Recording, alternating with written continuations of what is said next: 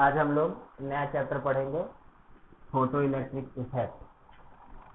तो ये photo electric effect modern physics में आता है ये टॉपिक। ये मॉडर्न फिजिक्स का पहला टॉपिक मैं आप लोग को आज पढ़ाऊंगा, फोटो इलेक्ट्रिक इफेक्ट। के बाद आज अदर जो चैप्टर्स होंगे उसको भी हम लोग डिस्कस करेंगे। तो फोटो इलेक्ट्रिक इफेक्ट पढ़ने से पहले हम लोग जान लेते हैं कि फोटोन क्या होता है, कि फोटोन किसको कहते हैं, क्योंकि फोटोन का बहुत ज़्यादा जिक्र होता है फोटो इलेक्ट्रिक इफेक्ट में। वैसे आप लोगों ने केमिस्ट्री में भी फोटोन के बारे में पढ़ा होगा, लेकिन यहाँ पे ये आया है टर्म, तो इसको ज़रा रिवाइज कर लेते हैं। फोटोन किसको कहते हैं? जो प्लैंक है, प्लैंक जो साइंटिस्ट है, अप्रोक्सीमेटली 1990 में उन्होंने ऐसा थ्योरी दिया कि जो अपने पास इलेक्ट्रोमैग्नेटिक वेव्स है, ये इलेक्ट्रोमैग्नेटिक वेव्स क्या है, आप विजिबल रे है या फिर इनविजिबल रे है या फिर कोई भी रेडियो वेव है या कोई रेडिएशन है, ये सब इलेक्ट्रोमैग्नेटिक वेव ही है।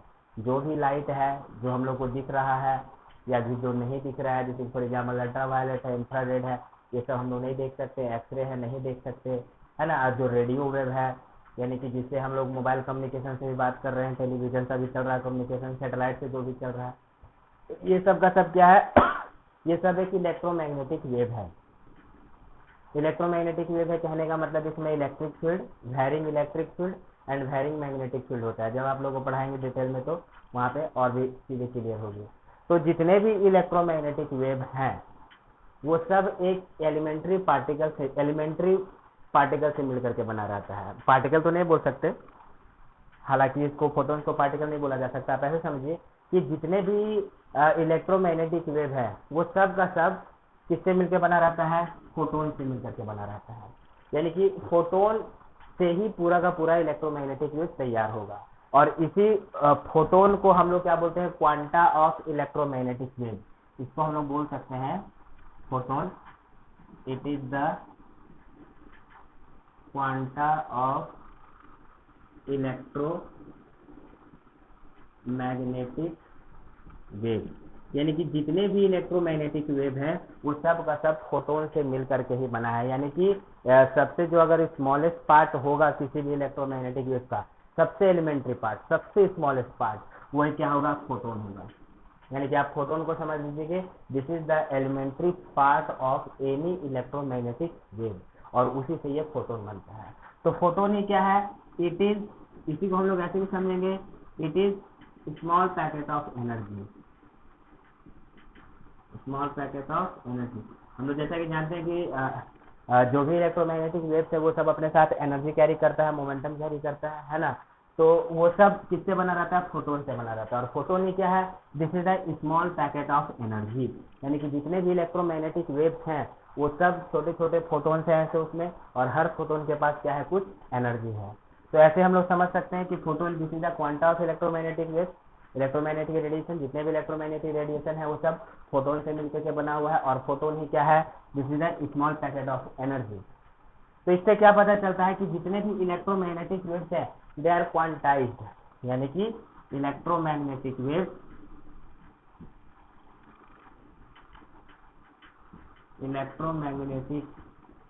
Waves are quantized. वो सब क्वांटाइज्ड है। क्वांटाइज्ड है कहने का मतलब कि जो भी इलेक्ट्रोमैग्नेटिक वेव्स होगा उनके पास जो भी एनर्जी आएगा वो सब जो फोटोन्स होगा उसके मल्टीपल्स में ही एनर्जी आ सकता है। कुछ भी एनर्जी और कितना भी एनर्जी नहीं आ सकता है। जो भी एनर्जी आएगा वो सब क्या होगा कि जो एक फोटोन का एनर्जी होगा उन्हीं के मल्टीपल्स में आएगा। अभी जैसे कि आप लोगों ने इलेक्ट्रोस्टैटिक्स में पढ़ा था कि जो चार्ज है बॉडी का दैट इज क्वांटाइज, है ना। जो इलेक्ट्रिक चार्ज होता है वो क्वांटाइज होता है। क्वांटाइज क्यों कहते हैं? कि जो सबसे स्मॉलेस्ट चार्ज है किसी भी बॉडी का वो किसके बराबर हो सकता है? चार्ज ऑफ इलेक्ट्रॉन के बराबर हो सकता है। यानी कि that is 1.6 into 10⁻19 coulomb approximately, है ना। यानी कि जो सबसे स्मॉलेस्ट चार्ज आएगा वो इसी चार्ज के बराबर आएगा, चार्ज ऑफ इलेक्ट्रॉन के बराबर। बाकी अदर जो भी चार्ज होंगे वो इन्हीं चार्ज का मल्टीपल से बना होगा। ऐसा नहीं कि ऐसा आधा इलेक्ट्रॉन के चार्ज के बराबर, है ना, या कुछ ऐसा फ्रैक्शन ऑफ इलेक्ट्रॉन्स के चार्ज के बराबर, ऐसा तो पॉसिबल नहीं है। तो इसका मतलब चार्ज क्वांटाइज है। क्वांटाइज है मतलब कि ये कुछ फिक्स वैल्यू ही ले सकता है, और जो भी फिक्स वैल्यू लेगा वो कैसा वैल्यू होगा? That will be multiple of charge of electron. तो उसी तरीके से जो इलेक्ट्रोमैग्नेटिक वेव्स है वो सब फोटोन से मिलकर के बना हुआ है। और फोटोन क्या है? This is a small packet of energy. और तो इसका मतलब कि अब फोटोन के पास यानी कि इलेक्ट्रोमैग्नेटिक वेव का अगर आप सबसे मिनिमम एनर्जी की बात करें तो सबसे मिनिमम एनर्जी कौन सा होगा? एक फोटोन का एनर्जी। यानी कि बाकी टोटल एनर्जी किसके बराबर हो जाएगा? उसमें जितने फोटोन्स है उन सारे एनर्जी को मिला करके। तो इसका मतलब क्या पता चलता है कि जो इलेक्ट्रोमैग्नेटिक वेव से वो क्या क्या है? क्वांटाइज है। उसके पास जो भी एनर्जी आएगा वो फोटोन्स के एनर्जी के मल्टीपल में ही आएगा, ऐसे कुछ भी एनर्जी नहीं आ सकता। तो इसको हम लोग फोटोन्स कहते हैं। ठीक, तो फोटोन्स जो होता है अब जैसे कि देखिए अलग अलग जब फ्रीक्वेंसी का अपने पास वेव है तो उनका फोटोन्स भी डिफरेंट होगा, है ना। तो जो फोटोन्स का एनर्जी होता है, सिंगल फोटोन का एनर्जी यानी energy of single photon, energy of photon is equal to h into frequency. जो एनर्जी का फोटोन होगा वो एच इंटू फ्रीक्वेंसी, यानी फ्रीक्वेंसी मतलब कि उस वेव का, उस रेडिएशन का क्या फ्रीक्वेंसी है। जैसे कहने का मतलब है कि रेड लाइट है, येलो लाइट है, ऑरेंज लाइट है, इंफ्रारेड है, तो हर का फ्रीक्वेंसी अलग अलग है। तो रेड वाले का जो फोटोन का एनर्जी होगा वो रेड का फ्रीक्वेंसी यहाँ पे पुट करेंगे, इंफ्रारेड के फोटोन का जो फ्रीक्वेंसी होगा वो इंफ्रारेड का फ्रीक्वेंसी यहाँ से पुट करके निकालेंगे, है ना। और एच क्या है? ये एच है प्लैंक कांस्टेंट, ये है Planck constant. H Planck constant के बराबर होता है, जिसका वैल्यू हम लोग लिखते हैं 6.63 into 10⁻⁻, that is 6.63 into 10⁻34 joule second. ये हम लोग का प्लैंक कांस्टेंट का वैल्यू होता है 6.63 इंटू 10⁻34 जूल पर सेकेंड, जूल सेकेंड। ओके, हाँ ठीक है। तो अब ये हम लोगों ने एनर्जी ऑफ फोटोन निकाल दिया, is equal to h nu. इसको एच न्यू भी कभी कभी ऐसा लिखा रहेगा, एच न्यू, न्यू मतलब कि ये इसको एन यू पढ़ते हैं, इसका मतलब ये फ्रीक्वेंसी ही होता है। एच एफ भी लिखा रहेगा, एच न्यू भी लिखा रहेगा। तो हम लोग इस तरीके से एनर्जी ऑफ फोटोन निकाल देंगे। तो अगर एक सिंगल एनर्जी हो है, एक सिंगल फोटोन है तो उसके पास इतना एनर्जी रहेगा। तो अब किसी भी इलेक्ट्रोमैग्नेटिक वेव में टोटल एनर्जी कितना हो जाएगा? ऐसे जितने फोटोन्स हैं वो सब का एनर्जी को मिला करके, इसलिए क्या बोला जाता है? फोटोन्स को ऐसा क्वांटाइज बोला जाता है। ठीक, अब एक बात जरा आप ध्यान रखो, फोटोन से रिलेटेड और भी हम लोग डिटेल में क्वेश्चन करेंगे। अभी एक शॉर्ट इंट्रोडक्शन ले लेते हैं कि जब कभी ये जो इलेक्ट्रोमैग्नेटिक वेव्स है या जो भी इलेक्ट्रोमैग्नेटिक रेडिएशन है, इनका स्पीड किसके बराबर होता है? अगर कोई सा भी हम लोग इलेक्ट्रोमैग्नेटिक रेडिएशन ले लें तो उनका स्पीड किसके बराबर होता है? स्पीड ऑफ लाइट के बराबर, है ना। किसी भी इलेक्ट्रोमैग्नेटिक रेडिएशन का स्पीड स्पीड ऑफ लाइट के बराबर लेते हैं। और क्या हम लोग फॉर्मूला लिखते हैं? इसका जो रिलेशन आता है, speed is equal to, for any electromagnetic wave speed is equal to frequency into wavelength. यानी किसी भी इलेक्ट्रोमैग्नेटिक रेडिएशन के लिए हम लोग ये फॉर्मूला लगाएंगे, स्पीड इज इक्वल टू कितना? Frequency into wavelength. जैसे स्पीड ऑफ लाइट, इसके अप्रोक्सीमेशन हम लोग 3 इंटू 10⁸ मीटर पर सेकेंड ले लेते हैं, है ना। ये अप्रोक्सीमेट वैल्यू है, परफेक्ट वैल्यू नहीं है।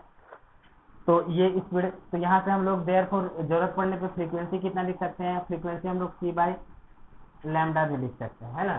Frequency is equal to speed of light upon lambda. तो यहाँ से कितना आ जाएगा एनर्जी? तो फोटोन का एनर्जी हम लोग वेवलेंथ के टर्म में भी लिख सकते हैं। कैसा वेवलेंथ के टर्म में लिख सकते हैं? यानी that is h into c upon lambda, ऐसे भी लिखा जा सकता है। ओके, तो अब एक बात यहाँ पे ध्यान दो कि ये एनर्जी ऑफ फोटोन है, that is h into frequency. तो इससे क्या पता चल रहा है कि अगर फ्रीक्वेंसी ज्यादा होगा, जिस वेव का, जिस इलेक्ट्रोमैग्नेटिक रेडिएशन का फ्रीक्वेंसी ज्यादा है तो उसके फोटोन्स के पास ज्यादा एनर्जी है, और जिस इलेक्ट्रोमैग्नेटिक रेडिएशन का फ्रीक्वेंसी कम है उसके फोटोन के पास कम एनर्जी होगा, है ना। दूसरी बात, अगर हम लोग वेवलेंथ के टर्म में लिखेंगे तो क्या पता चल रहा है? H c upon lambda. H भी कांस्टेंट है, सी भी कांस्टेंट है, यानी लैम्डा, यानी कि energy is inversely proportional to lambda. यानी कि जिसका लैम्डा ज्यादा होगा उसका एनर्जी क्या होगा? कम होगा, है ना। वैसे भी तो फ्रीक्वेंसी और लैम्डा में जो रिलेशन होता है वो इनवर्सली प्रोपोर्शनल में रिलेशन आता है ना। Frequency is inversely proportional to lambda. अगर लैम्डा बड़ा है, वेवलेंथ बड़ा है तो फ्रीक्वेंसी कम होगा, फ्रीक्वेंसी बड़ा है तो क्या होगा? फ्रीक्वेंसी बड़ा है तो वेवलेंथ कम होना चाहिए, डायरेक्ट यहाँ से पता चल रहा है। तो इस तरीके से हम लोग एनर्जी का रिलेशन लिख सकते हैं। अब यहाँ से सीधा सीधा ये हम लोग बता सकते हैं कि जो रेड लाइट है, या फिर सपोज करो कि हमारे पास इंफ्रारेड है ना, या इंफ्रारेड ले लिया,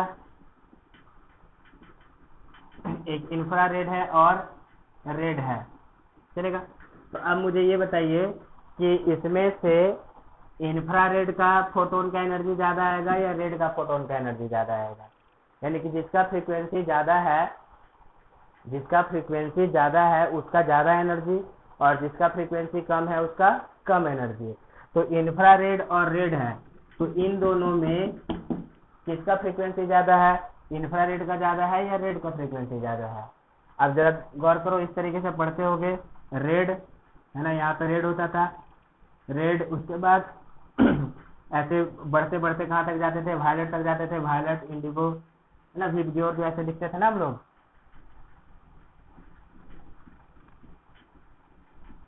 सपोज करो कि हमने ऐसे लिख दिया, violet, indigo, blue, green, yellow, orange, red. Red के इधर में कैसा? रेड के इधर में इंफ्रारेड, और वायलेट के आगे में अल्ट्रा वायलेट, इस तरीके से। और एक चीज हम लोगों ने क्या पढ़ा था कि जो विजिबल लाइट है उसमें रेड का वेवलेंथ सबसे बड़ा होता है और वायलेट का वेवलेंथ सबसे छोटा होता है। मतलब कि इसका फ्रीक्वेंसी, जैसे जैसे हम लोग रेड के इधर जा रहे हैं, है ना, आगे जा रहे हैं, तो क्या हो रहा है? फ्रीक्वेंसी बढ़ रहा है। तो इसका मतलब क्या पता चलता है कि जो रेड का फ्रीक्वेंसी है वो इंफ्रारेड के फ्रीक्वेंसी से ज्यादा है। तो जब इसका फ्रीक्वेंसी ज्यादा है तो इसके फोटोन्स के पास क्या होगा? ज्यादा एनर्जी होगा as compare to infrared. Okay, तो ये बात ध्यान में आप रखिएगा कि जो एनर्जी ऑफ फोटोन है ये h/ν है। अलग अलग टाइप का हमारे पास इलेक्ट्रोमैग्नेटिक रेडिएशन रहेगा, तो उसके फोटोन्स अलग अलग होंगे और उन फोटोन्स का एनर्जी क्या होगा? अलग अलग होगा। तो अभी जैसे कि देखो, हमारे पास ये जो विजिबल लाइट है, तो विजिबल लाइट में तो ऐसे हर तरह का फ्रीक्वेंसी प्रेजेंट है ना, violet, indigo, blue, green, orange, yellow, ये सारा का सारा ये प्रेजेंट है वेवलेंथ। तो इसका मतलब कि जो विजिबल लाइट है उसमें ये इन सब का हर टाइप का फोटोन्स प्रेजेंट है। अगर कोई मोनोक्रोमेटिक लाइट है, यानी कि जिसमें एक ही फ्रीक्वेंसी है या फिर एक ही वेवलेंथ है, तो उसमें कोई एक ही टाइप का फोटोन रहेगा। लेकिन अगर मोनोक्रोमेटिक नहीं है, मिक्स्ड है, जैसे कि फॉर एग्जांपल व्हाइट लाइट जो कि मिक्स्ड है, तो उसमें क्या होंगे? हर टाइप के फोटोन्स होंगे। ठीक तो ये फोटोन का एनर्जी का फॉर्मूला है। ओके, एक बात और इसमें आप जरा ध्यान रखिए कि ये जो फोटोन है, फोटोन रेस्ट मास 0 होता है ना, rest mass of photon is 0। यानी कि जब फोटोन रेस्ट में आ गया तो उसके पास कोई मास नहीं है। यानी कि जब फोटोन मूव करता रहेगा, मोशन में रहेगा, और जनरली ये किस स्पीड से मूव करता है? स्पीड ऑफ लाइट से ही मूव करता है। फोटोन्स भी अगर जो मूव करता है वो क्या है? स्पीड ऑफ लाइट से मूव करेगा ना, क्योंकि इलेक्ट्रोमैग्नेटिक वेव जो है वो फोटोन से बना हुआ है। तो इलेक्ट्रोमैग्नेटिक वेव जब स्पीड ऑफ लाइट से मूव कर रहे हैं, मतलब फोटोन भी स्पीड ऑफ लाइट से मूव करेगा। तो अगर रेस्ट मास जो निकाला जाए फोटोन का, वो कितना होता है? 0। यानी कि ऐसे फोटोन से मूव नहीं कर रहा है तो समझे कि वो एग्जिस्ट ही नहीं करेगा। जब मूव कर रहा है तो ही उसके पास एनर्जी होगा। और दूसरा बात एक इम्पॉर्टेंट ये है कि ये जो फोटोन्स है ये इलेक्ट्रिक फील्ड और मैग्नेटिक फील्ड में डेविएट नहीं होता है, यानी कि न्यूट्रल होता है, इसमें ऐसा कोई चार्ज नहीं है। अब कैसे होता है कि अगर सपोज करो कि आपने इलेक्ट्रॉन को इलेक्ट्रिक फील्ड से पास कराया या मैग्नेटिक फील्ड से पास कराया, तो उससे फोर्स लग जाता है इलेक्ट्रिक फील्ड और मैग्नेटिक फील्ड की वजह से, और वो पास उसका डेविएट हो जाता है क्योंकि उसमें चार्ज होता है। फोटोन्स में क्या है? ये इलेक्ट्रिकली न्यूट्रल होता है। इलेक्ट्रिकली न्यूट्रल होने की वजह से अगर आप इसको मैग्नेटिक फील्ड से पास कराओ या इलेक्ट्रिक फील्ड से पास कराओ, इसके पास में कोई डेविएशन नहीं आएगा। तो ये 2-3 इंपॉर्टेंट बातें फोटोन्स का आपको याद रखना है। ओके, तो आगे देखते हैं जरा। तो यानी कि अगर कोई पूछा कि फोटोन्स क्या है, this is the quanta of electromagnetic wave, electromagnetic radiation. Quanta मतलब कि सबसे एलिमेंट्री पार्ट है, सबसे एलिमेंट्री पार्ट है ये इलेक्ट्रोमैग्नेटिक वेव का, जिससे इलेक्ट्रोमैग्नेटिक वेव बना है। And this are the small packet of energy, ये स्मॉल पैकेट ऑफ एनर्जी है। यानी कि अब जो टोटल एनर्जी होगा यही सारे पैकेट्स का मिला करके, उसमें टोटल कितने फोटोन्स हैं उनको मिला करके टोटल एनर्जी आएगा। इसी वजह से क्या बोला जाता है? इलेक्ट्रोमैग्नेटिक वेव्स को क्वांटाइज बोला जाता है ना। इसका रेस्ट मास क्या होता है? 0 होता है। ओके और ये इलेक्ट्रिकली न्यूट्रल होगा। फोटोन से रिलेटेड और भी बहुत सारे क्वेश्चन हैं, फोटोन प्रेशर हो जाएगा, इंटेंसिटी ऑफ फोटोन हो जाएगा, वो सब हम लोग आगे देखेंगे।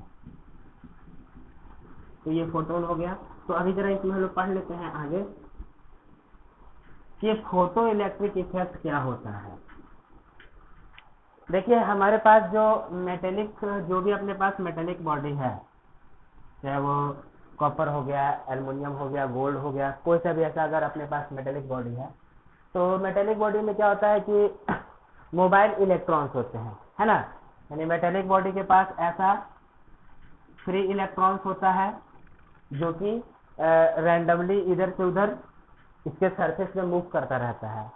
फ्री इलेक्ट्रॉन्स कोई भी मेटेलिक बॉडी में ऐसे मोबाइल इलेक्ट्रॉन्स रहेगा जो कि इस तरीके से सरफेस में रैंडमली इधर से उधर मूव करते रहता है, लेकिन वो ऐसा मटेरियल को या इस मेटेलिक बॉडी को छोड़ करके इलेक्ट्रॉन नहीं जा सकता। अभी हम लोग कैसे हैं कि हम लोग अर्थ पे हैं, तो अर्थ में है तो हम लोग अर्थ में रैंडमली इधर उधर मूव कर सकते हैं, लेकिन हम लोग अर्थ को छोड़ करके नहीं जा सकते। अगर हमें अर्थ को छोड़ करके जाना है तो क्या करना पड़ेगा कि अपने को ऐसे वेलोसिटी से फेंकना पड़ेगा कि हम लोग इसके फील्ड से बाहर जा सके।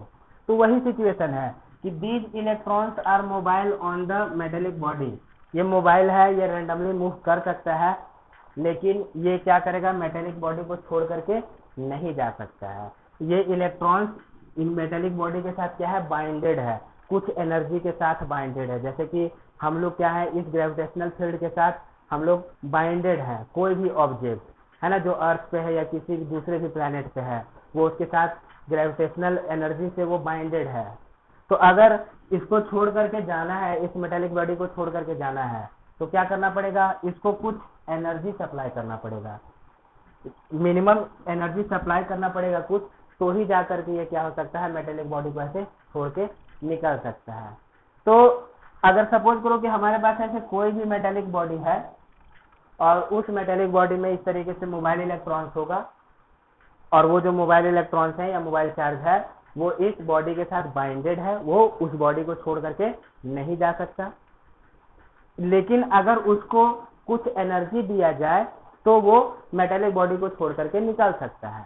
जैसे कि हमारे पास अगर कोई अर्थ पे ऑब्जेक्ट है, वो भी बाइंडेड है, वो अर्थ को छोड़ करके नहीं जा सकता, लेकिन उसको एक कुछ पर्टिकुलर एनर्जी से फेंका जाए, है ना, उसको बहुत ही एनर्जी से फेंक देंगे तो वो ग्रेविटेशनल फील्ड के बाहर जा सकता है।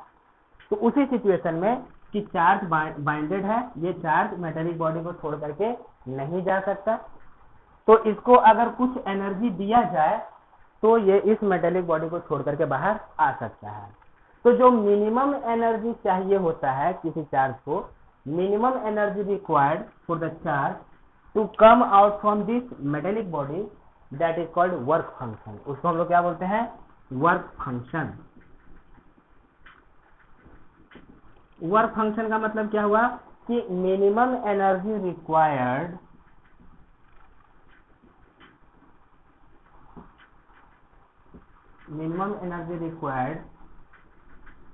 फॉर द रिमूवल ऑफ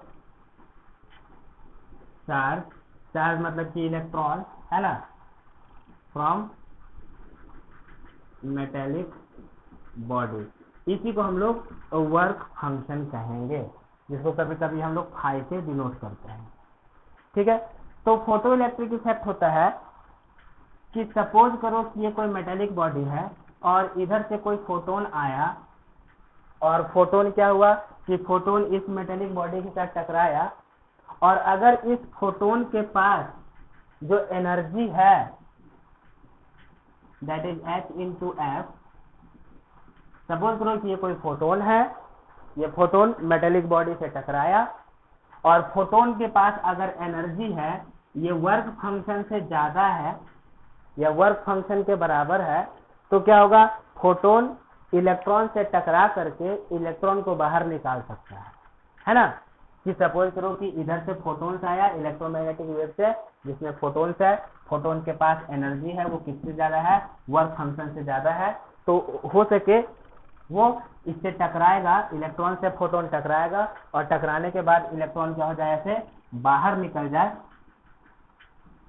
है ना। सपोज करो कि ऐसे टकराया और इलेक्ट्रॉन बाहर निकल गया, तो ये जो फिनोमिना हुआ कि फोटोन के टकराने से इलेक्ट्रॉन मेटेलिक बॉडी से बाहर निकल जा रहा है, इस फिनोमिना को क्या कहते हैं हम लोग? फोटो इलेक्ट्रिक इफेक्ट कहते हैं। तो इलेक्ट्रॉन कब बाहर निकलेगा मेटेलिक बॉडी से? जब फोटोन के पास जो एनर्जी होगा वो कम से कम कितना एनर्जी होना चाहिए? वर्क फंक्शन के बराबर एनर्जी होना चाहिए।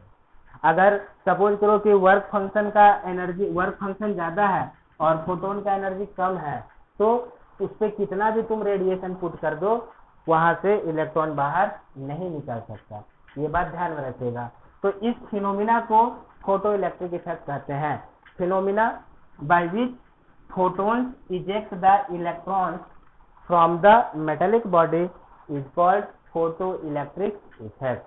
और जो इलेक्ट्रॉन बाहर निकल गया, ये फोटोन था, ये फोटोन क्या किया? इलेक्ट्रॉन से टकराया और इलेक्ट्रॉन को बाहर निकाल दिया। और इस फोटोन का जो एनर्जी है, वर्क फंक्शन कम से कम वर्क फंक्शन के बराबर होना चाहिए। तो जो इलेक्ट्रॉन बाहर निकल गया उसको बोलेंगे हम लोग फोटो इलेक्ट्रॉन। इसको बोला जाएगा फोटो इलेक्ट्रॉन, यानी कि जो इलेक्ट्रॉन इजेक्ट हो गया है that is called photo electron कहेंगे हम लोग इसको, है ना। तो ये पूरा फिनोमिना फोटो इलेक्ट्रिक है। देखिए मेटेलिक बॉडी से इलेक्ट्रॉन को बाहर निकालने के और भी बहुत सारे प्रोसेस हैं। तो एक तो मैंने आपको बता दिया photo electric effect. Photo electric effect में क्या है? फोटोन आया, एनर्जी वर्क फंक्शन ज्यादा है, इलेक्ट्रॉन बाहर निकल गया। कोई सा भी प्रोसेस हो, और भी प्रोसेस है वो मैं आपको बताता हूँ, लेकिन एक लाइन आप समझ लो कि इलेक्ट्रॉन को इस मेटेलिक बॉडी से बाहर जाना है। इलेक्ट्रॉन कुछ एनर्जी के साथ बाइंडेड है। जब तक इलेक्ट्रॉन को कम से कम उतना एनर्जी नहीं मिलेगा, वर्क फंक्शन के बराबर एनर्जी नहीं मिलेगा, तब तक वो मेटेलिक बॉडी को छोड़ करके नहीं जा सकता है ना। और ये एनर्जी हम लोग इसको कैसे सप्लाई किए? एक फोटो इलेक्ट्रिक इफेक्ट में फोटोन था, फोटोन टकराया, तो फोटोन अपना एनर्जी क्या किया?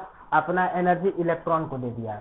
तो इलेक्ट्रॉन के पास कौन सा एनर्जी मिल गया? काइनेटिक एनर्जी मिल गया। तो वो एनर्जी मिलने के बाद ये ऐसे बाहर निकल गया, फोटो इलेक्ट्रिक इफेक्ट। दूसरा है, एक इसमें दूसरा प्रोसेस है थर्मियोनिक इफेक्ट। थर्मियोनिक इफेक्ट, ये तो फोटो इलेक्ट्रिक इफेक्ट था। दूसरा है थर्मियोनिक इफेक्ट। थर्मियोनिक इफेक्ट क्या है कि सपोज करो कि हम क्या कर रहे हैं, इस मेटल में हम लोग ऐसा पोटेंशियल डिफरेंस है, यानी कि इसको बैटरी से कनेक्ट कर दिए या वोल्टेज से कनेक्ट कर दिया, वोल्टेज डिफरेंस से कनेक्ट कर दिया।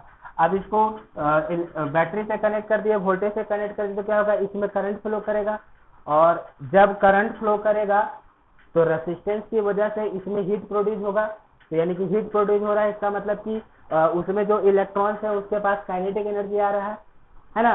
तो काइनेटिक एनर्जी आ रहा है, तो जब इतना सफिशिएंट एनर्जी मिल जाए कि वो इस मिनिमम एनर्जी को ओवरकम कर सके, तो ही इलेक्ट्रॉन बाहर आ जाएगा। तो वो क्या कहलाएगा?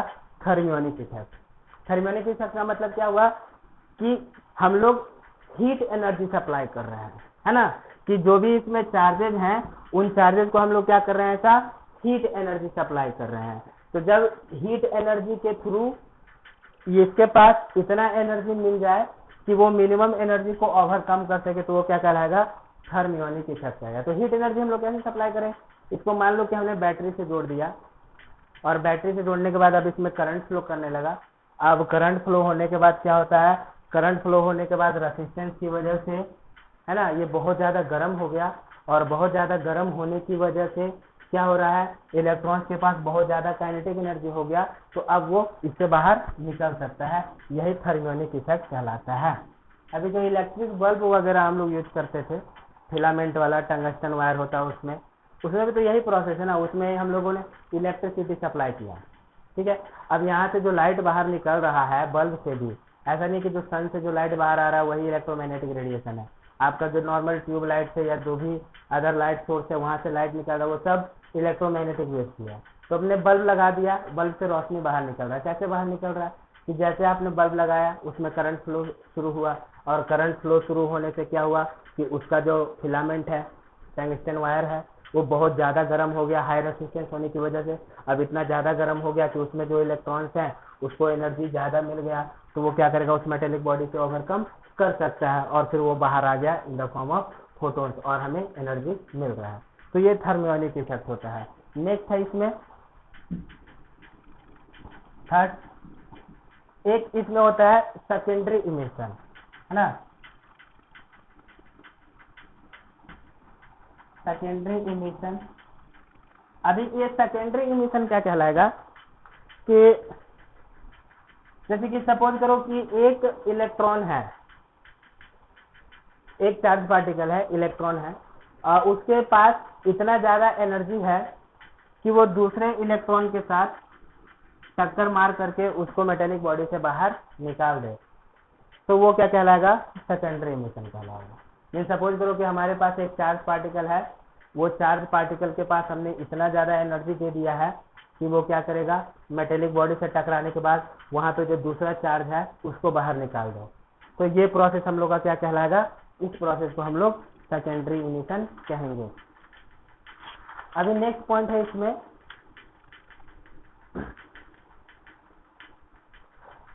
एक तो हमारे पास ये photo electric effect, thermionic effect समझ में आ गया कि जब इसको हीट एनर्जी सप्लाई करेंगे तो वो बाहर आ सकता है, और यही थर्मोनिक इफेक्ट क्या है तुम्हारा, इलेक्ट्रिक बल्ब में है, और यही इलेक्ट्रॉन गन में भी यूज किया जाता है।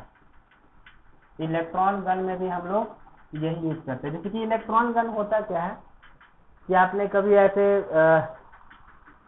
ये इलेक्ट्रॉन गन जैसे कि होगा क्या कि हमारे पास ऐसे फिलामेंट होगा और इस फिलामेंट में हम लोग इलेक्ट्रिसिटी सप्लाई करेंगे, तो इलेक्ट्रिसिटी सप्लाई करेंगे तो ये बहुत ज़्यादा गर्म हो जाएगा, और गर्म होने की वजह से इसमें से ऐसे इलेक्ट्रॉन्स बाहर निकलेंगे, है ना। इलेक्ट्रॉन्स बाहर निकलेंगे जिसको आगे स्टडी करने के लिए यूज किया जाता है बहुत सारे में, इलेक्ट्रोस्टैटिक्स वगैरह में भी आप लोगों ने पढ़ा होगा। तो ये हमारे पास है थर्मियोनिक इफेक्ट में। तो ये, और एक चौथा है इसमें field emission. Field emission, field emission क्या होगा, जैसे कि सपोज कीजिए कि मान लो कि ये हमारे पास मेटेलिक बॉडी है, इसमें इलेक्ट्रॉन है, ये इलेक्ट्रॉन नेगेटिवली चार्ज है ना, इसमें इलेक्ट्रॉन है, ये नेगेटिवली चार्ज है।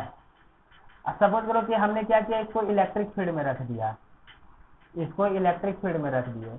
अब इलेक्ट्रिक फील्ड में रखने से क्या होगा कि ये जो इलेक्ट्रॉन्स हैं इस पे इलेक्ट्रिक फील्ड की वजह से फोर्स लग सकता है ना।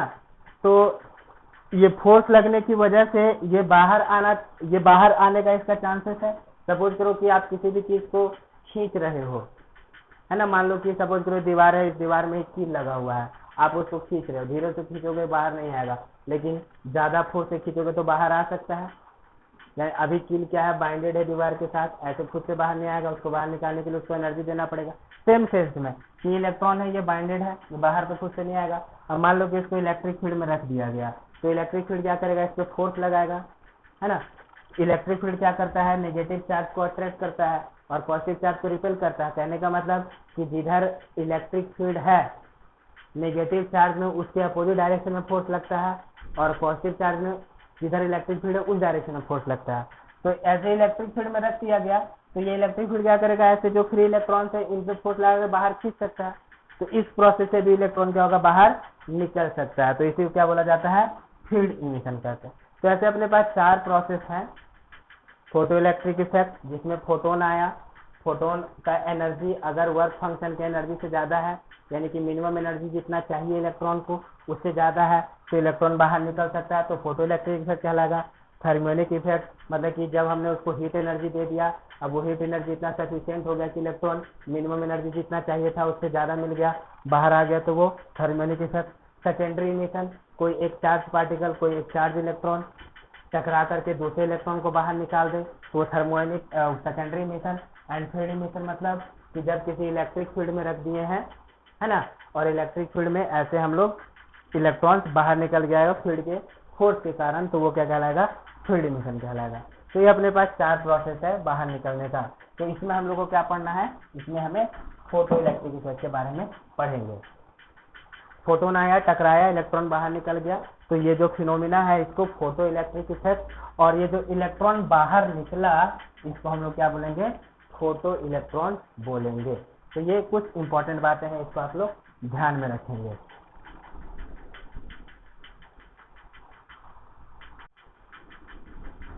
तो फोटो इलेक्ट्रिक इफेक्ट में हमने जो पढ़ा कि फोटोन आएगा, इलेक्ट्रॉन को हिट करेगा, इलेक्ट्रॉन बाहर निकल जाएगा, प्रोसेस फोटो इलेक्ट्रिक इफेक्ट होगा। तो अभी इसमें कुछ आप इंपॉर्टेंट बातें ध्यान दीजिए कि देखिए इंटेंसिटी बढ़ाएंगे तो क्या होगा, फोटोन का एनर्जी बढ़ेगा कि फोटोन का एनर्जी नहीं बढ़ेगा। तो एनर्जी ऑफ फोटोन होता है h इंटू फ्रीक्वेंसी, है ना, यानी कि जो एनर्जी है वो टोटली फ्रीक्वेंसी पे डिपेंड करेगा फोटोन का, ये इंटेंसिटी पे डिपेंड नहीं करता है।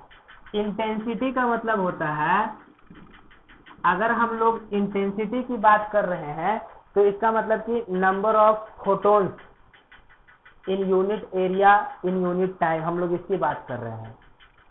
अगर इंटेंसिटी बढ़ाया जा रहा है इसका मतलब कि वहां पे नंबर ऑफ फोटोन्स बढ़ रहा है, ओके। लेकिन इंडिविजुअल फोटोन का एनर्जी कितना रहेगा, एनर्जी रहेगा F के बराबर। कहने का मतलब ये है कि जैसे कि सपोज कीजिए कि ये हमारे पास कोई बल्ब है ना, ये बल्ब है, तो बल्ब के नजदीक में ज्यादा रोशनी है और बल्ब के दूर में कम रोशनी है, यानी कि नजदीक में देखिए ज्यादा ब्राइट रहता है और दूर में जाओगे तो वो डल हो जाता है, ब्राइट नहीं रहता है, डार्क रहता है। तो अब मुझे ये बताइए कि ये ज्यादा ब्राइट है और ये कम ब्राइट है, तो यहाँ पे एनर्जी ज्यादा होगा या यहाँ पे एनर्जी ज्यादा होगा फोटोन का?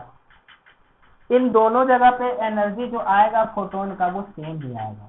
क्यों सेम आएगा? क्योंकि ये यहाँ से जो फोटोन निकला है, सपोज करो कि एफ फ्रीक्वेंसी का फोटोन निकला है, तो वही फ्रीक्वेंसी का फोटोन भी यहीं पे है, तो एनर्जी कितना होता है एच इंटू फ्रीक्वेंसी। तो यहाँ पे जो फोटोन है जितने एनर्जी का, यहाँ पे भी उतने ही एनर्जी का फोटोन है। तो ये ब्राइट क्यों है? ब्राइट इसलिए है क्योंकि यहाँ पे ज्यादा फोटोन्स है ना, यहाँ पे फोटोन्स ज्यादा है और यहाँ पे फोटोन्स क्या है, कम है। तो यही होता है कि जब हमारे पास इंटेंसिटी बढ़ाते हैं तो यानी कि नंबर ऑफ फोटोन्स बढ़ाया जा रहा है, ओके। इंटेंसिटी बढ़ा रहे हैं तो नंबर ऑफ फोटोन्स बढ़ाया जा रहा है, इंटेंसिटी कम कर रहे हैं तो नंबर ऑफ फोटोन्स क्या कर रहे हैं हम लोग, कम कर रहे हैं। तो एनर्जी क्या होगा फोटोन का, केवल फ्रीक्वेंसी पे डिपेंड करेगा, इंटेंसिटी पे डिपेंड नहीं करेगा। इंटेंसिटी बढ़ाने से नंबर ऑफ फोटोन्स बढ़ जाएगा, इसका मतलब ये नहीं है कि इंटेंसिटी बढ़ाने से फोटोन का एनर्जी बढ़ जाएगा।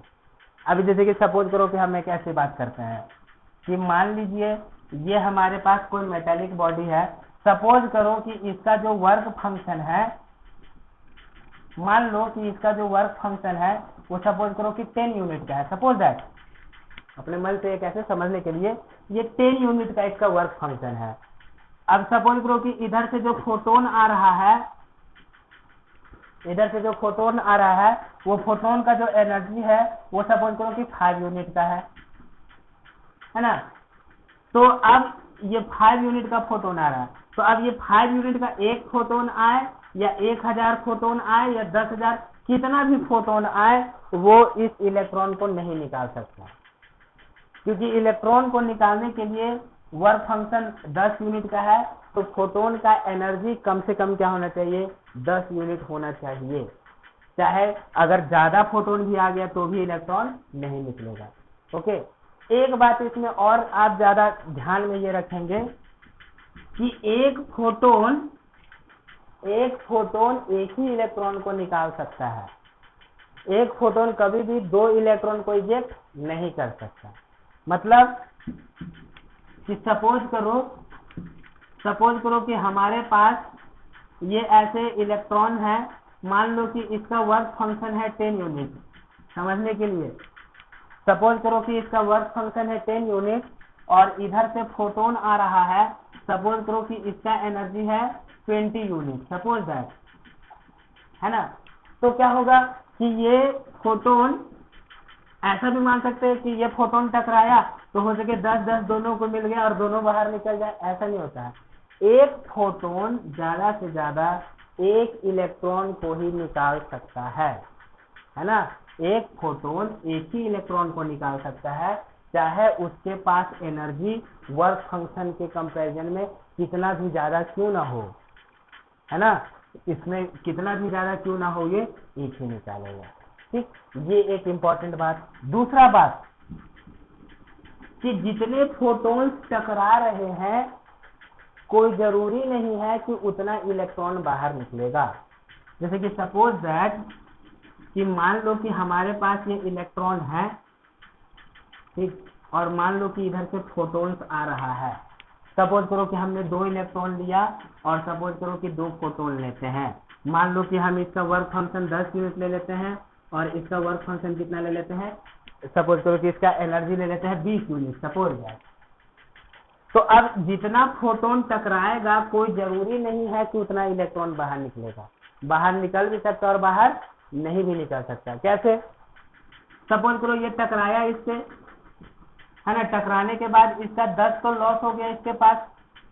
मान लो कि ये फोटोन टकराया और टकरा करके अपना पूरा का पूरा एनर्जी, जैसे इसके पास 20 यूनिट का था एनर्जी, तो ये हो सके टकराने के बाद अपना 20 यूनिट, पूरा का पूरा 20 यूनिट इस इलेक्ट्रॉन को दे दिया।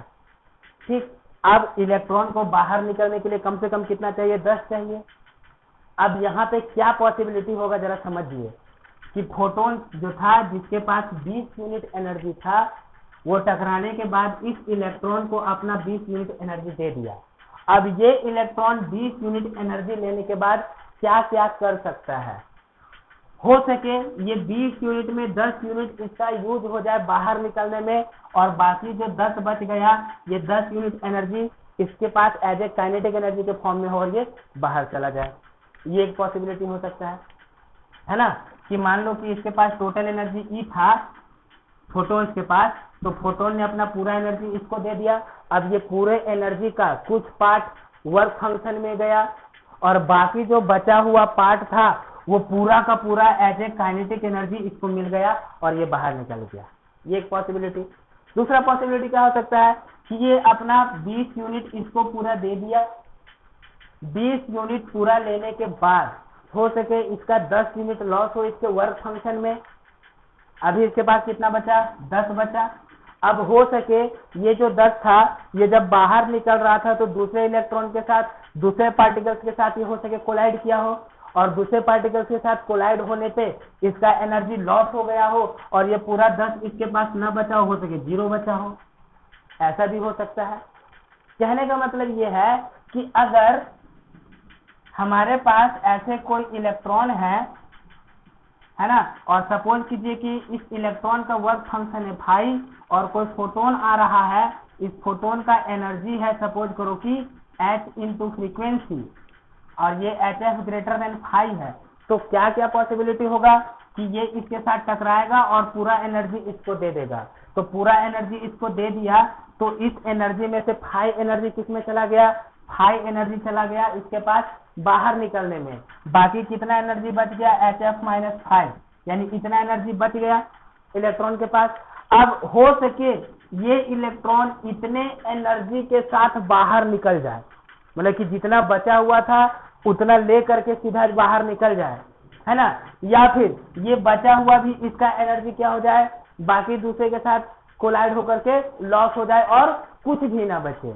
तो इसका मतलब क्या पता चलता है कि जो इलेक्ट्रॉन बाहर निकलेगा वो तभी बाहर निकलेगा जब फोटोन का एनर्जी वर्क फंक्शन से ज्यादा हो, और जब बाहर निकलेगा तो बाहर निकलने वाले इलेक्ट्रॉन के पास 0 से लेकर के इतना एनर्जी हो सकता है। जैसे कि आप इस चीज को ऐसे समझिए तो ये ज्यादा बेटर समझ में आएगा कि सपोज करो कि ये कोई रूम है, इस रूम में ऐसे बहुत सारे लोगों को बंद करके रख दिया गया है। ऐसे समझो आप कि मान लो कि ये रूम है, इस रूम में बहुत सारे लोगों को बंद करके रखा हुआ है।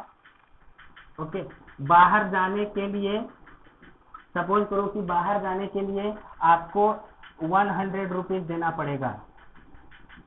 तो मान लो कि गेट पे कोई खड़ा है ऐसा गार्ड, है ना, इस गार्ड को आप जब 100 रुपए दोगे तो ही आपको रूम से ये बाहर जाने देगा। अभी किसी के पास भी 1 रुपया नहीं है, मान लो कि इनमें से किसी के पास भी पैसा नहीं है कि वो बाहर जा सके। अब सपोज करो कि इधर से किसी ने इसको 200 रुपए दे दिए। अब इसको 200 रुपए दे दिए तो ऐसा हो सकता है कि ये 200 रुपए लेकर के जाएगा, 100 रुपए गार्ड को देगा और इसके पास 100 रुपए बचा हुआ रह जाएगा। ये एक पॉसिबिलिटी है। दूसरा पॉसिबिलिटी ऐसा भी है कि इसको 200 रुपए मिला तो और ये जब इधर जा रहा है गार्ड के पास तो बाकी सब इससे पैसा इसका छीन लिया। अब पैसा छीन लिया तो हो सके 50 रुपए ये छीन लिया, 80 रुपए ये छीन लिया, है ना, और मान लो कि 70 रुपए ये छीन लिया तो इसके पास अब कितना बच गया, 50 200 में से मान लो 50 इसने छीन लिया है, 80 इसमें छीन लिया, 70 इसमें छीन लिया, तो कितना बच गया यहाँ पे जरा देखिए, 70 और 150 50 खत्म हो गया ना इसके पास, यानी इसके पास कुछ भी नहीं बचा। 70 और 80 कितना हो गया, 150 और 50 200। मतलब कि इसको 200 रुपए मिले पहले केस में तो ये हो सके 100 रुपए इसको दे और 100 रुपए लेकर के बाहर निकल जाए। यानी कि इसको ऐसा मानिए कि वर्क फंक्शन 100 है ना, इसको 200 मिला तो 100 वर्क फंक्शन में लॉस हुआ और बाकी बचा हुआ लेकर के बाहर निकल गया। दूसरा पॉसिबिलिटी, इसको 200 मिला तो बाकी जो अदर थे इससे छीन लिया, ये 50 छीन लिया, 80 छीन लिया, 70 छीन लिया। अब क्या हो रहा है कि अब इसके पास कुछ भी नहीं बचा तो ये नहीं निकल पाएगा। वही चीज है कि मान लो फोटोन है, फोटोन हिट करके इलेक्ट्रॉन को अपना एनर्जी दिया, अब वो इलेक्ट्रॉन को एनर्जी मिल गया है सफिशिएंटली, लेकिन वो भी क्या हो गया, बाकी अदर टकराने की वजह से बाकी अदर इलेक्ट्रॉन में डिस्ट्रीब्यूट हो गया, तो हो सके अब वो फिर बाहर भी ना निकल पाए। वही चीज है कि इसको 200 मिला लेकिन बाकी सब ने छीन लिया तो अब ये भी नहीं बाहर निकल पा रहा है, ये भी नहीं निकल पा रहा है, बाकी दूसरे भी नहीं निकल पा रहे। ये एक पॉसिबिलिटी है। या फिर दूसरा पॉसिबिलिटी ऐसा था कि इसको 200 रुपए मिला है ना, जैसे ही 200 रुपए मिला ये इधर जा रहा है बाहर निकलने को, इसने 50 छीन लिया, इसने 50 छीन लिया, कितना बचा इसके पास, 100 बचा। अब ये 100 दे करके बाहर निकला तो इसके पास कुछ भी नहीं बचा। उसी तरीके से एक और पॉसिबिलिटी है कि 200 में ये जा रहा था, इसमें 50 छीन लिया, इसके पास 150 ही बचा, ये 100 रुपए दे के 50 लेके बाहर निकल आ गया। तो इससे ये पता चल रहा है कि अगर फोटोन के पास एनर्जी ई है और अगर वो एनर्जी वर्क फंक्शन के एनर्जी से ज्यादा है तो पहले तो पूरा एनर्जी इलेक्ट्रॉन को देगा, तो कोई जरूरी नहीं है कि वो पूरा एनर्जी मिलने के बाद भी इलेक्ट्रॉन बाहर निकल जाए। इसको निकलने के लिए 100 रुपए चाहिए, 200 मिल रहा है तो भी कोई जरूरी नहीं है कि ये बाहर निकल पा रहा है, क्योंकि बाकी अदर भी से छीन ले रहा है। वही बात है कि पूरा एनर्जी मिलने के बाद भी कोई जरूरी नहीं है कि इलेक्ट्रॉन बाहर निकल जाएगा। हो सके पूरा एनर्जी मिलने के बाद इलेक्ट्रॉन को जो एनर्जी मिला वो बाकी अदर के साथ कॉलिजन में डिस्ट्रीब्यूट हो गया, अब उसके बाद वर्क फंक्शन के बराबर भी एनर्जी नहीं बचा तो बाहर नहीं निकल पाएगा। या फिर कि सपोज करो कि उसको पूरा एनर्जी मिला और पूरा एनर्जी मिलने के साथ वो किसी के साथ कोई एनर्जी शेयर नहीं किया, बस जितना एनर्जी वर्क फंक्शन में चाहिए था उतना एनर्जी लूज किया, बाकी जो बचा हुआ एनर्जी था उसको लेकर के बाहर निकल गया, तो टोटल उसके पास इतना एनर्जी बच जाएगा। या फिर ऐसा भी हो सकता है कि वर्क एनर्जी, इसके पास एनर्जी मिला, कुछ एनर्जी इसने वर्क फंक्शन में खत्म किया और बाकी जो बचा हुआ एनर्जी था वो भी दूसरे में डिस्ट्रीब्यूट हो गया, तो हो सके जीरो एनर्जी के साथ बाहर निकल जाए। तो कहने का मतलब यह है कि अगर फोटोन का एनर्जी HF है and HF is greater than 5, तो जब फोटोन का एनर्जी 5 से बड़ा या उसके बराबर है तो ही इलेक्ट्रॉन बाहर निकलेगा, और वो जो इलेक्ट्रॉन बाहर निकलेगा, ठीक है, कोई जरूरी नहीं है कि उतने ही नंबर ऑफ इलेक्ट्रॉन्स बाहर निकलेंगे जितना फोटोन है। हो सके कि 100 फोटोन टकराया तो हो सके 20 इलेक्ट्रॉन बाहर निकले, है ना, 80 इलेक्ट्रॉन बाहर ना निकल पाए, या हो सके 100 फोटोन टकराया, हो सके 50 इलेक्ट्रॉन बाहर निकले, बाकी सब बाहर ना निकल पाए। तो जितना फोटोन है कोई जरूरी नहीं है कि उतना इलेक्ट्रॉन बाहर निकलेगा। ये एक पहला बात। दूसरी बात, जो अब इलेक्ट्रॉन्स बाहर निकलेंगे, अब वो इलेक्ट्रॉन्स बाहर निकलेंगे तो सपोज करो कि एक्सेस एनर्जी कितना है रे, एक्सेस एनर्जी है HF-5, है ना, जो इलेक्ट्रॉन को 5 एनर्जी चाहिए था लेकिन फोटोन्स के पास एनर्जी है HF, तो इलेक्ट्रॉन के पास एक्सेस एनर्जी कितना बचा, HF-5। तो अब जो इलेक्ट्रॉन बाहर निकलेगा वो हो सके इस पूरे एक्सेस एनर्जी के साथ बाहर निकले या फिर जीरो एनर्जी के साथ बाहर निकले। मतलब कि अब जो काइनेटिक एनर्जी आएगा, kinetic energy of ejected electron, जो इजेक्टेड इलेक्ट्रॉन आएगा ये क्या होगा, स्मॉलर देन और इक्वल टू स्मॉलर देन और इक्वल टू HF माइनस 5, यानी कि या तो ये इसके बराबर होगा या इससे छोटा होगा या फिर 0 भी हो सकता है। यानी कि दैट इज जो मैक्सिमम, यानी कि जो मैक्सिमम एनर्जी होगा, तो इसका मतलब क्या पता चल रहा है कि maximum energy of ejected electron, ये कितना हो जाएगा, ये मैक्सिमम एनर्जी जो आएगा इजेक्टेड इलेक्ट्रॉन वो किस फॉर्म में आएगा, वो भी आ जाएगा काइनेटिक एनर्जी फॉर्म में, यानी कि हाफ mv² कितना HF माइनस 5, इतना आएगा, मैक्सिमम आएगा। अब ये जो मैक्सिमम आएगा कोई जरूरी नहीं है कि सबके पास इतना आए, कुछ के पास मैक्सिमम होगा और कुछ के पास क्या हो सकता है 0 भी हो सकता है, और कुछ के पास क्या हो सकता है मैक्सिमम से लेकर के 0 तक कोई भी वैल्यू हो सकता है। इसको हम लोग फिर से ऐसे समझते हैं कि सपोज करो कि हमारे पास ये इलेक्ट्रॉन से मान लो इधर से 100, सपोज करो कि 100 फोटोन आया और एक फोटोन का एनर्जी कितना है HF, ये ग्रेटर देन 5 है। तो अब हो सके ये 100 फोटोन आया, अब इधर से इलेक्ट्रॉन इजेक्ट हुआ, तो अब मान लीजिए कि इधर से केवल 20 इलेक्ट्रॉन ही इजेक्ट हो पाया, है ना, 20 इलेक्ट्रॉन ही इजेक्ट हो पाया। अब ये जो 20 इलेक्ट्रॉन इजेक्ट हुआ, सपोज करो अब क्या क्या पॉसिबिलिटी हो सकता है, अब ऐसा भी हो सकता है कि ये 20 में 10 के पास 0 काइनेटिक एनर्जी हो, यानी कि जो एक्सेस एनर्जी था वो भी लॉस हो गया अंदर में टकरा करके।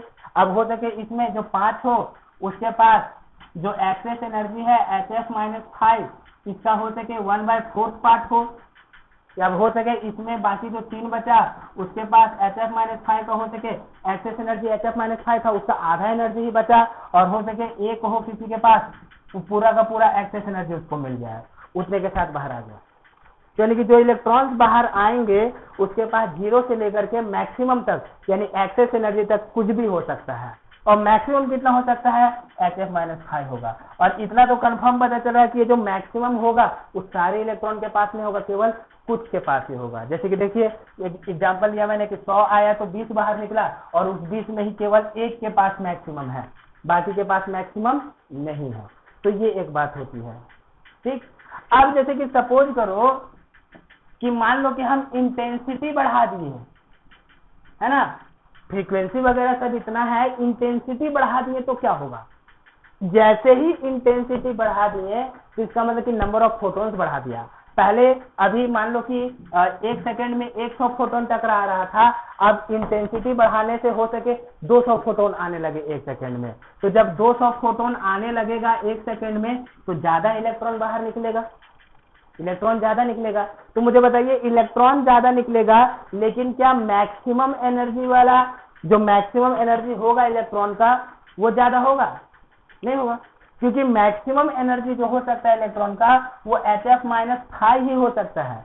मैक्सिमम एनर्जी कितना हो सकता है HF माइनस 5, यानी एक्सेस एनर्जी।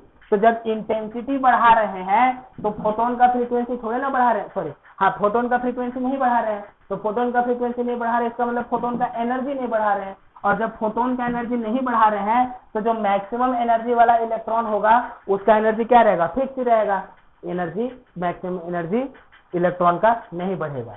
यानी कि जब हम लोग इंटेंसिटी बढ़ाएंगे तो नंबर ऑफ फोटोन्स बढ़ेगा, नंबर ऑफ फोटोन्स बढ़ेगा तो नंबर ऑफ इलेक्ट्रॉन्स बढ़ेगा, और नंबर ऑफ इलेक्ट्रॉन्स बढ़ेगा, लेकिन जो मैक्सिमम एनर्जी होगा इलेक्ट्रॉन का वो नहीं बढ़ेगा। ये एक इंपॉर्टेंट बात है। हाँ, अगर हम लोग सपोज करो कि फ्रीक्वेंसी बढ़ा देंगे तो क्या होगा, फ्रीक्वेंसी बढ़ाने से क्या होगा कि फोटोन का एनर्जी बढ़ गया, तो अब फोटोन का एनर्जी बढ़ गया तो अब ऐसा पॉसिबिलिटी हो कि जो इजेक्टेड इलेक्ट्रॉन्स हो उसके पास एनर्जी बढ़ गया। मतलब कि सपोज करो कि अभी एक फोटोन का एनर्जी था, सपोज करो कि फोटोन का एनर्जी था शुरू में 20 यूनिट, सपोज दैट, और वर्क फंक्शन था 10 यूनिट, सपोज। तो फोटोन का एनर्जी 20 यूनिट था, वर्क फंक्शन 10 यूनिट था, तो अभी मैक्सिमम कितना आ रहा था एनर्जी, 10 यूनिट का एनर्जी आ रहा था, maximum kinetic energy photo electrons का। अब हो सके कि हमने फोटोन का एनर्जी 30 यूनिट कर दिया, तो 30 यूनिट कर दिया तो क्या होगा, मैक्सिमम कितना आ सकता है, 20 यूनिट आ सकता है। बाकी सपोज करो कि ये जो इलेक्ट्रॉन है इस इलेक्ट्रॉन के पास सपोज करो कि शुरू में 20 यूनिट के साथ सपोज करो कि इसके पास केवल 5 यूनिट का एनर्जी था। अब हो सके 30 यूनिट कर दे तो इसी का 5 से हो जाए कि कितना हो जाए, 10 हो जाए। तो जब हम लोग ऐसे फ्रीक्वेंसी बढ़ाएंगे तो फोटोन का एनर्जी बढ़ाएंगे, और जब फोटोन का एनर्जी बढ़ाएंगे तो मैक्सिमम काइनेटिक एनर्जी वाला जो इलेक्ट्रॉन है उसका भी एनर्जी क्या होगा, बढ़ेगा। ये दो बातें बहुत ज्यादा इंपॉर्टेंट है। तो इन शॉर्ट क्या ध्यान में रखना है, शॉर्ट में ध्यान में ये रखना है कि जितने फोटोन्स होते हैं कोई जरूरी नहीं है कि उतना इलेक्ट्रॉन बाहर निकले, पहला नंबर। दूसरा नंबर कि एक फोटोन एक ही इलेक्ट्रॉन को निकालेगा, एक फोटोन ऐसे 2 इलेक्ट्रॉन को नहीं निकाल सकता। मान है ना कि सपोज करो कि फोटोन के पास बहुत ज्यादा एनर्जी है तो अपना एनर्जी हो सके सब में बांट दे और बहुत सारे इलेक्ट्रॉन एक साथ निकल जाए, ऐसा नहीं होगा। अगर किसी फोटोन के पास एनर्जी कितना भी ज्यादा क्यों ना हो as compare to work function, एक फोटोन केवल एक ही इलेक्ट्रॉन को निकाल सकता है। दूसरी बात। तीसरी बात कि अब जो इलेक्ट्रॉन बाहर निकलेगा उसके पास 0 से लेकर के जितना एक्सेस एनर्जी है वहां तक कोई भी वैल्यू हो सकता है, और वो जो एक्सेस एनर्जी रहेगा इलेक्ट्रॉन के पास वो किस फॉर्म में रहेगा, काइनेटिक एनर्जी के फॉर्म में रहेगा। तो किसी भी इलेक्ट्रॉन के पास मैक्सिमम काइनेटिक एनर्जी कितना हो सकता है, फोटोन का एक्सेस एनर्जी। अगर फोटोन का एनर्जी वर्क फंक्शन के बराबर आ गया तो मतलब कि जो इलेक्ट्रॉन निकलेगा वो उसके पास कोई काइनेटिक एनर्जी नहीं होगा, है ना। और ये जो मैक्सिमम काइनेटिक एनर्जी आया ये कोई जरूरी नहीं है कि सारे इलेक्ट्रॉन के पास होगा, कुछ इलेक्ट्रॉन के पास ऐसा हो सकता है। ओके।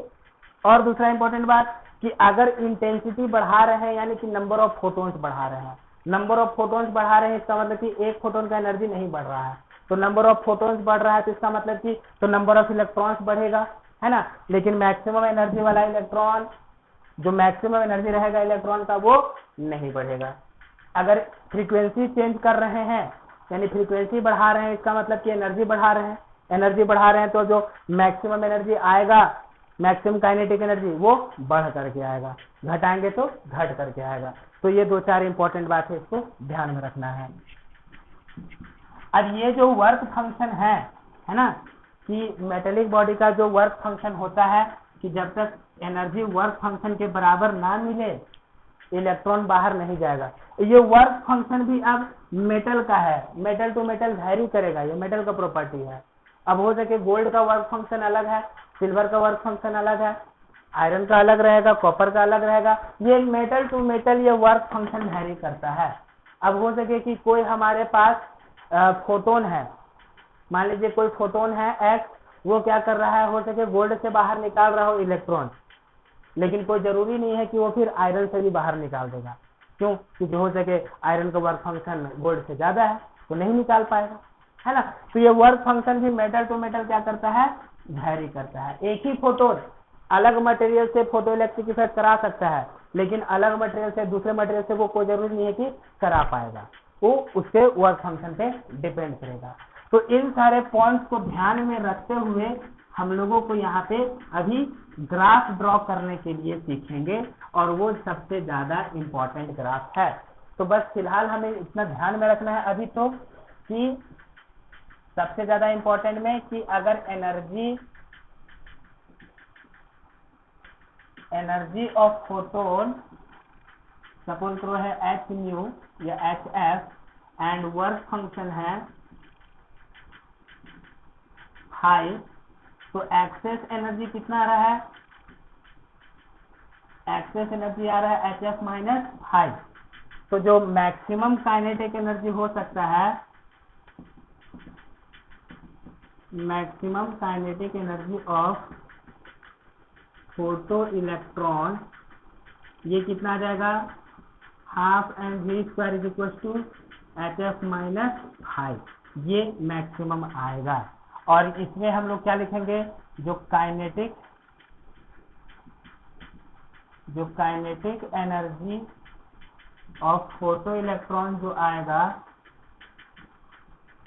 ये कितना आएगा, ये 0 से लेकर के मैक्सिमम तक आ सकता है।